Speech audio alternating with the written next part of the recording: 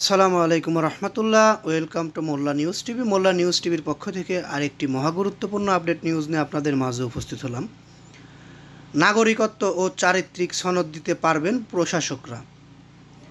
নিউজটি খুবই গুরুত্বপূর্ণ, কারণ আমরা দেখেছি উপজেলা চেয়ারম্যান, সিটি কর্পোরেশন মেয়র তাদেরকে অপসারণ করে সেখানে প্রশাসক নিয়োগ দিয়েছেন সরকার। কিছু কিছু জায়গায় ইউনিয়ন চেয়ারম্যানকেও অপসারণ করে সেখানে প্রশাসক নিয়োগ দেওয়া হয়েছে।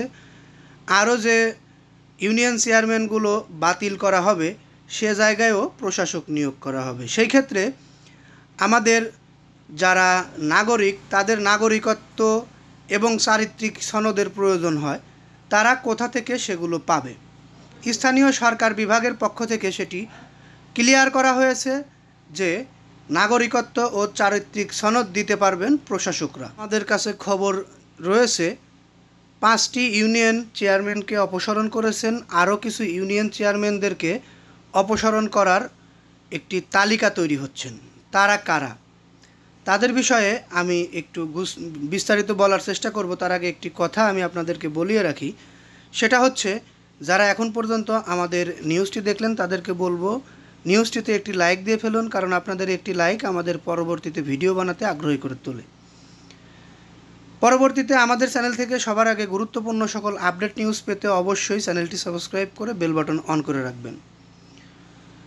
আমরা ইউনিয়ন চেয়ারম্যান ও মেম্বার বাতিল বিষয়ে অনেক গুঞ্জন শুনেছি, কিন্তু সেই পরিপ্রেক্ষিতে বাতিল করা হয়েছে মাত্র 5টি ইউনিয়ন চেয়ারম্যান।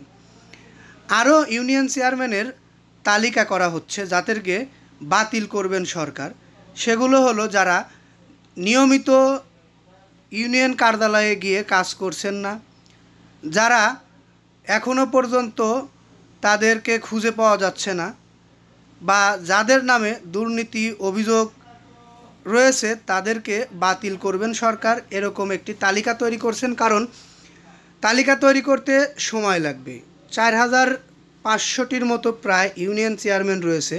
4439টি বা 49টি ইউনিয়ন চেয়ারম্যান, তাদের মধ্যে থেকে তালিকা করে বাদ দিতে একটু সময় দিতে হবে। এ কারণে সময় লাগছে। তবে হ্যাঁ, যেগুলো ইউনিয়নে কার্যক্রম বন্ধ রয়েছে সেখানে প্রশাসকরা কার্যক্রম চালাবেন, এরকম নির্দেশ দেওয়া হয়েছে স্থানীয় সরকার বিভাগ থেকে। আমরা চাই দেশের পরিস্থিতি ভালো হোক, নাগরিকরা তাদের নাগরিক সেবা পাক।